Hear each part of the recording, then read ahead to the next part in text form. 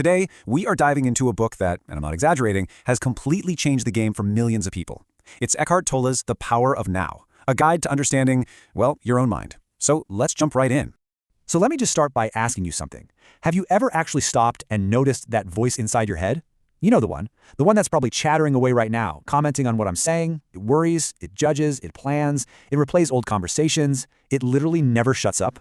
Eckhart Tolle has this amazing way of putting it. He says it's like having a maniacal roommate living in your head. And just think about that for a second. It's so true, right?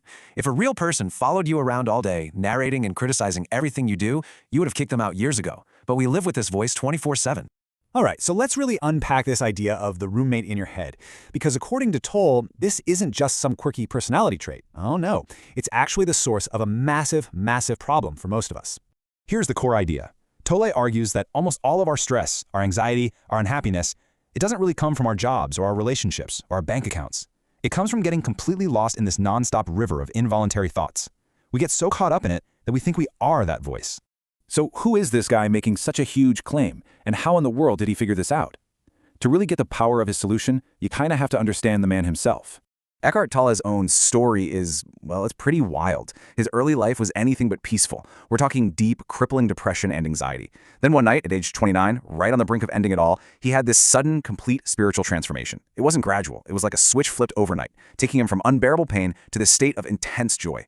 He then spent years just sitting on park benches, trying to understand what had happened to him, before he started teaching it to others. And that brings us to the absolute heart of the book. This is the practical how-to part for finally dealing with that maniacal roommate. Tolle calls this practice watching the thinker. So first, let's get the lingo down. When you hear Tolle say the thinker, he's just giving a name to that voice, that constant mental chatter we've been talking about. And giving it a name is the first step to creating some distance from it. This quote right here, this is basically the entire book in one sentence. The point isn't to try and force your thoughts to stop. Good luck with that. The real freedom, the real breakthrough, comes when you realize you aren't your thoughts. You're something deeper. You are the awareness that notices the thoughts. That's the whole ballgame. So how do you actually do this? It's almost ridiculously simple. You can try it right now. Just ask yourself, quietly in your head, I wonder what my next thought is going to be. And then, wait. Be really alert, like a cat watching a mouse hole. What usually happens? You'll notice a little gap, a moment of silence before the next thought pops up.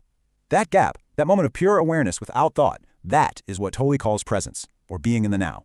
Now, this whole watching practice isn't just for day-to-day mental noise. Tolle says it's the exact same tool you can use to deal with all that heavy emotional baggage we all tend to carry around. I mean, we've all seen this, right? Heck, maybe we've been this person. Someone's totally calm, and then a tiny, innocent comment gets made, and suddenly, boom, a massive, totally out of proportion emotional explosion. So where does all that intense energy actually come from? Tolle has a name for this too. He calls it the pain body.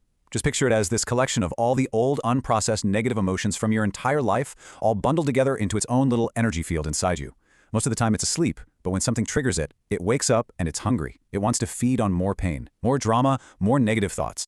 And here's the beautiful part. The solution isn't to fight it or argue with it. You do the exact same thing you did with the thinker. You just watch it. You feel that wave of anger or sadness in your body, but you don't attach a mental story to it. You just observe the raw feeling without judgment. By simply shining the light of your awareness on that pain, it can't keep living in the dark. It starts to dissolve.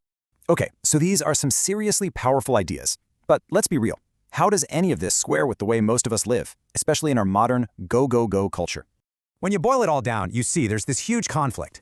Tolle's entire philosophy is about finding stillness, about being right here, right now. Our modern world, on the other hand, seems like it's been perfectly designed for the exact opposite, nonstop 24/7 stimulation.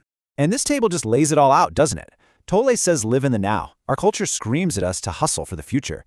He says you are not your ego. We're taught from day one to build our identity through our jobs, the brands we buy, our status. He tells us to seek stillness, but we're surrounded by second screens and a constant news cycle. He teaches acceptance of what is. Our default mode is to fix, control, and optimize everything. It's a total mismatch.